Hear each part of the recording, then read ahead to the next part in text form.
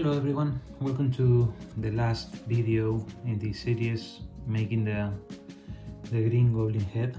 This is what we have now, and first of all I would like to clarify some questions that I received regarding the use of glue and also where to put seams, sewing, where not. Okay, so I decided not to use any thread or sewing in the front side, in the forehead, because I believe that having any thread showing up in this part of the sculpt is going to break the trick. As you know, I believe that the trick is to or the goal is to trick the eye, and I don't really have a way to put such a small thread knot that it is believable. I cannot do that. I mean, you can check here. We have here vapor, and the trousers are sun, and you can see the seam, and it is quite nice, but it still is not to scale to the model. Okay, if this was a real trouser, the distance between the start and the end of each lace, it will be like something this big, and that's not realistic. So that's the reason why I choose not to use thread in the forehead. Plus, there is close to no stress in that part. I mean, unless you do this, there is no stress at all. So this part is not suffering from any stress in movement or articulation. On the contrary, in this part, I did sew this. You can see some of the thread in there. And why? Well, actually because you cannot see it, and it feels safer to use or to close this seam, because you are going to articulate it, you are going to move it around, you want it to go up, to go down, whatever, and it feels safer if you use some thread in there, but not in here. I'm not using thread in here because I think this is the look I want, and that's it. I completely trust my glue, which by the way is this brand Gutterman, and it works like don't know. This is another MVP of my toolbox. In order to put all this stuff into the oven safely, I don't want my clay to contact the iron surface of the oven, so I use this vegetal oven paper, and I reuse it a lot. This has gone into the oven at least 20 times. You can reuse it. And what we are going to do is take the green skin. Always make sure you have enough mix to finish your project. It's better to trust some of this clay than to fall short, and if you fall short, then it's going to be hard to get the same tone that you had in your previous work. Okay, so how can we make the ears? What I'm going to do is to get an approximate shape of the ear, the pointy ear, of the exact length that I want it, and I will make it so thin, and then I will take it to the oven. It's going to be flat and just have the silhouette of the pointy ear. That's going to be the first stage. Second stage is going to be gluing, using clay of course, the base ear to the head. And once the bone is solid and the ears are in place, then I will sculpt all the detail. Okay, it's not going to be easy because the fabric is going to be in the way all the time, but do not sorry, we have many options, and this is the one I choose. So that's it. We could have made the ears before gluing the fabric in place, but I wanted to make sure that this shape in the fabric was correct, and the only way was to have it in place. Now I can see it is almost perfect, because the ear placement is right when the jaw ends and between the tip of the nose and the top and the bottom of the eyebrows. So there is this section from the nose to the eyebrows where you need to place the ear, which would be like between here and here, and right in this area where the jaw is ending or starting. That's the correct placement of human ears.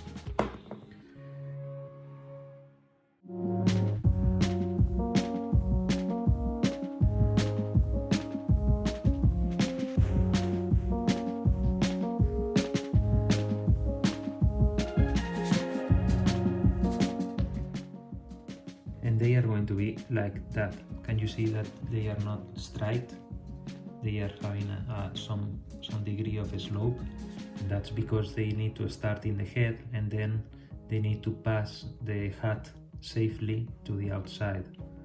So that's why I'm introducing a kind of slope.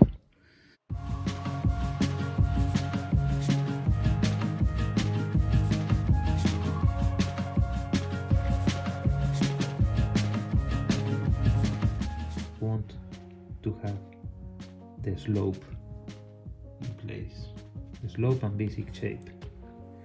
I will fix whatever later on.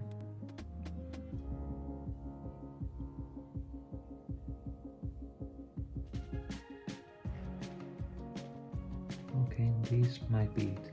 And they don't need to be exactly the same. As I told you in previous chapters, symmetry is not something appealing. And when you are looking straight from the front side, you can compare the ears. So we will try to make them look the same from the front side, but then from either left or right side, I'm not too worried. We will make it work. So now it's time to put the head and the ears in the oven and have our first stage done. So be right back.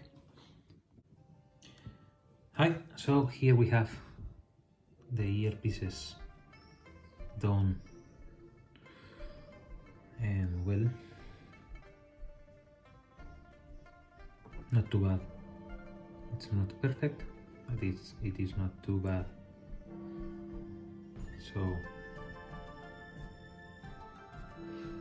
I will reshape them quickly. No, I won't reshape them. So first, this is going to be always like that, or mostly like that. So I don't really mind how do they start. But the ideal scenario is that they go flush in the head. There should be no bump between the end of the jaw or the cheek and the ears. The ears need to be flush there. So this was already as per the plan. What we are going to do is to take our blade and make a hole in here.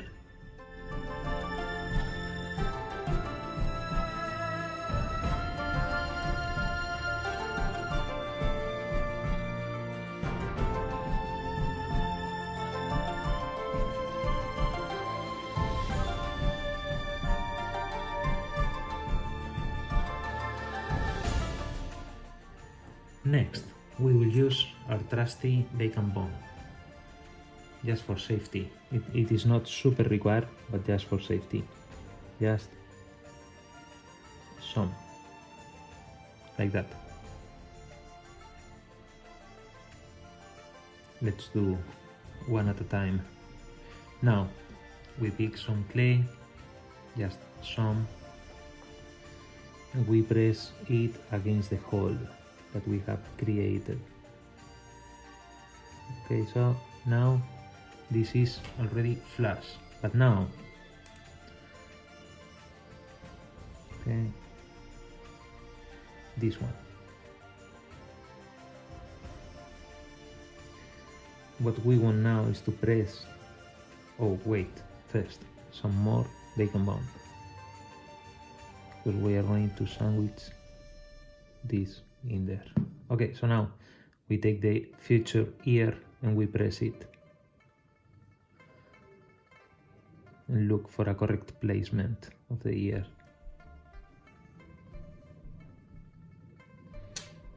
Like this. Okay, and we make sure we get it as flush or as possible. We can maybe, this is just placement, okay? We are not worried about the shape right now. We want the ear to be part of the head, so we just focus on making the ear part of the head at this second stage. Okay, this is stage 2. And remember, the focus now is to get the ear to be part of the head and not an isolated piece of clay in there. Well, that's looking rather nice. And we move to the second ear.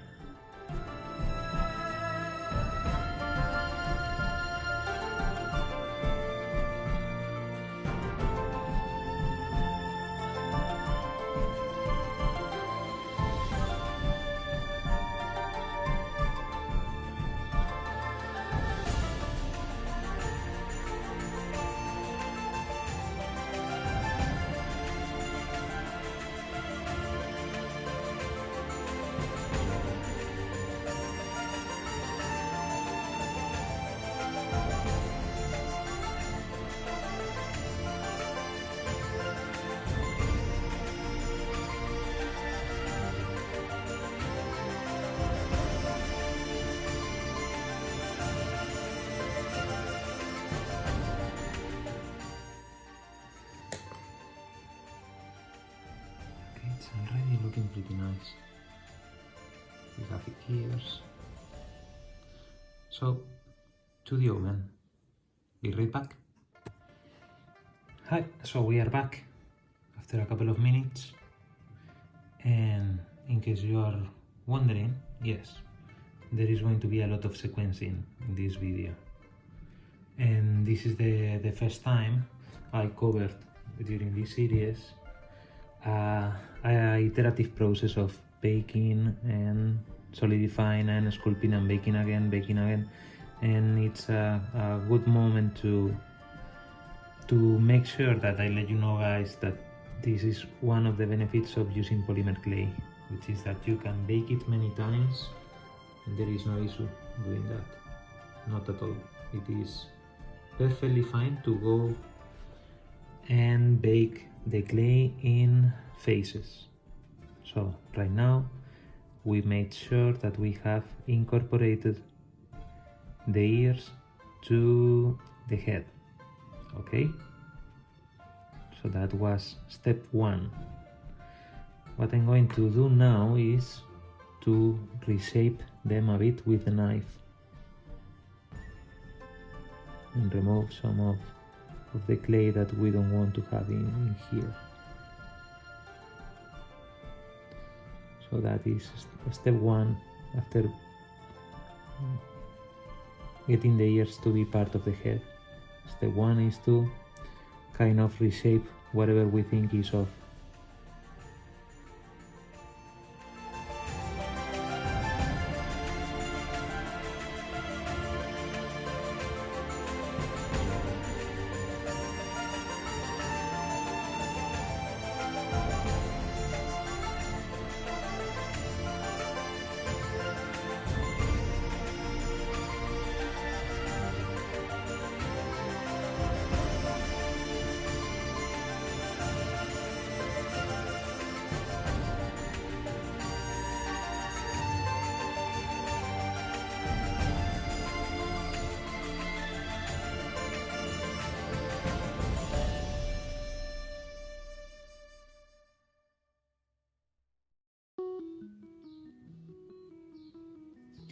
Okay, so I will start sculpting.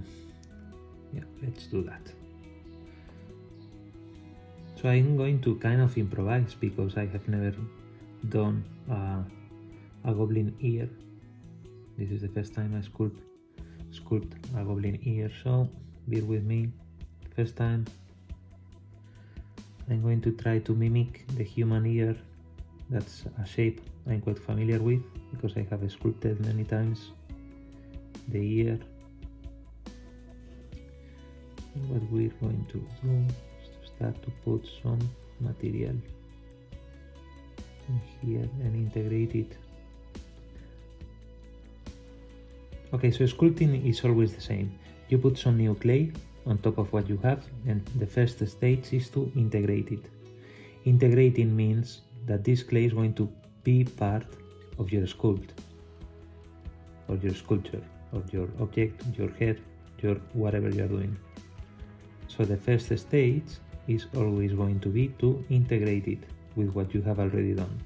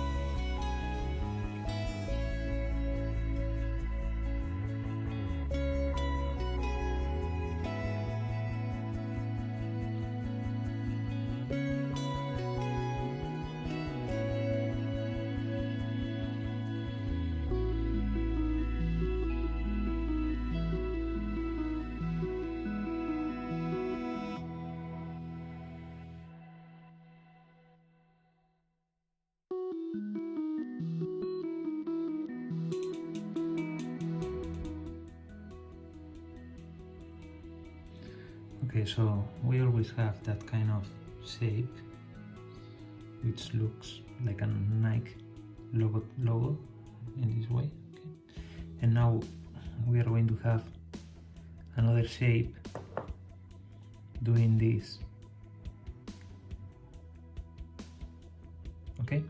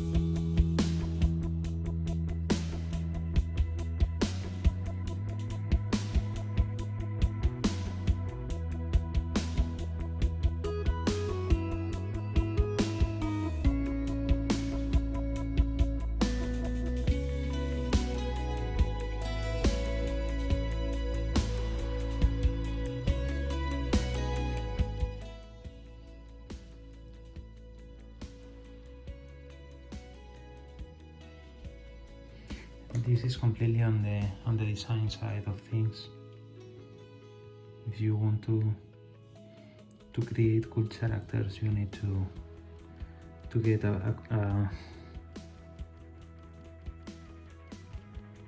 what it's called visual library. And what a visual library is, to get just that, visual library. So how to extrapolate it to something in the real world. So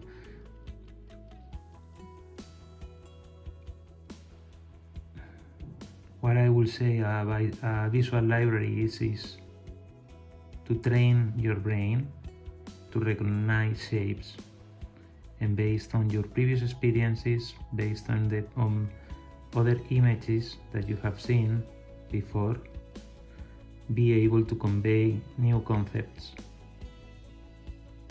So there is only a small group of people that is going to be able to develop new stuff from scratch. The rest of us, we copy and slightly change or provide our own twist on existing things. And that's basically the visual library. You need to have a rich previous or past experience in order to be able to convey new concepts in your art.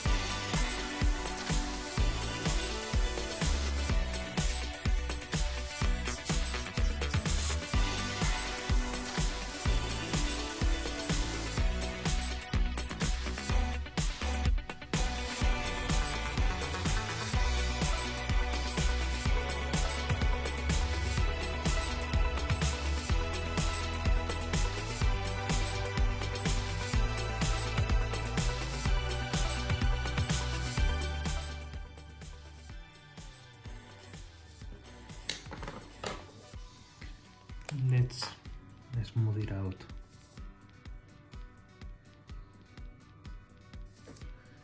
A bit.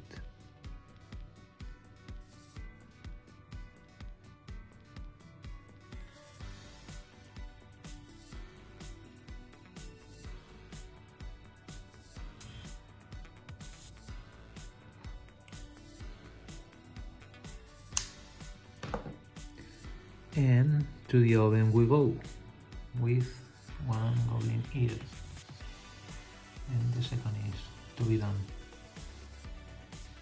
Let's go.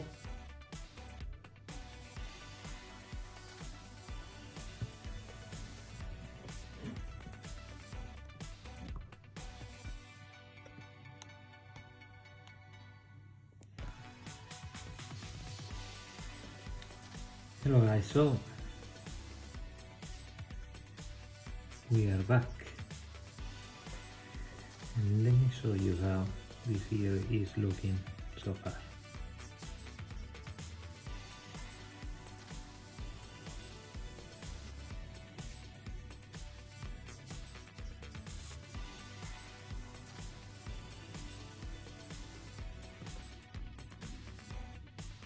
And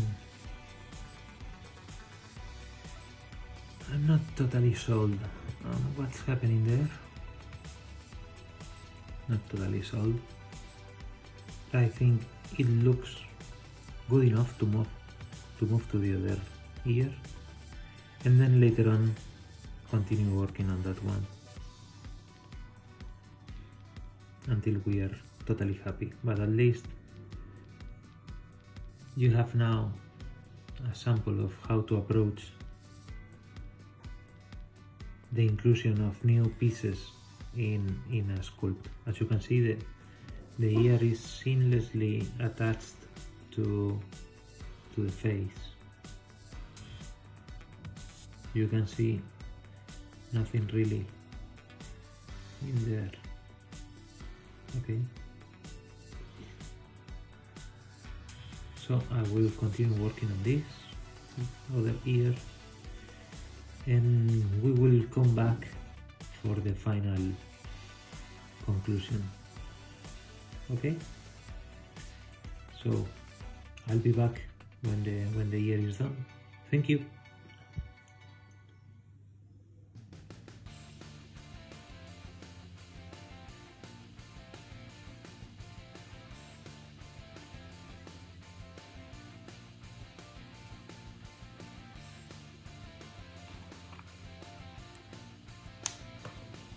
Okay, so I will bake now the second ear, and something I noticed is that the profiles are quite different.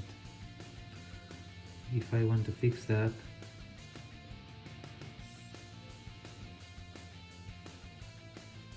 well, the only way to fix that is to add volume in this side and remove it from the back.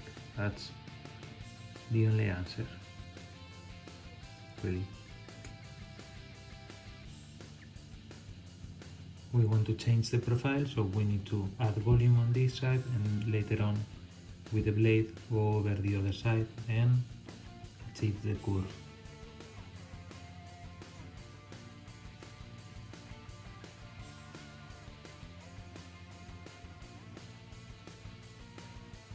Okay, to the oven.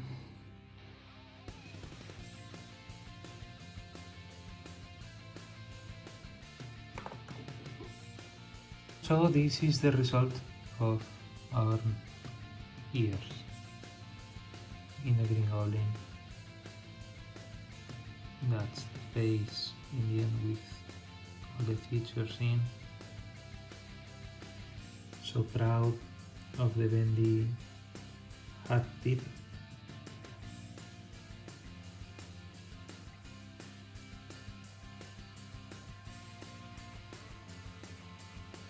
The ears.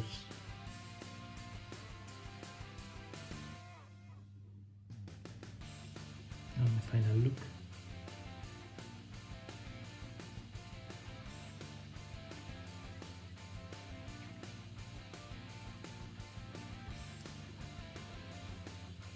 So I hope that you enjoy this series covering the complete workflow on how to make this head. I like the result, but I'll leave it to you to comment or like the videos or whatever you want to do, really, whatever you feel like doing.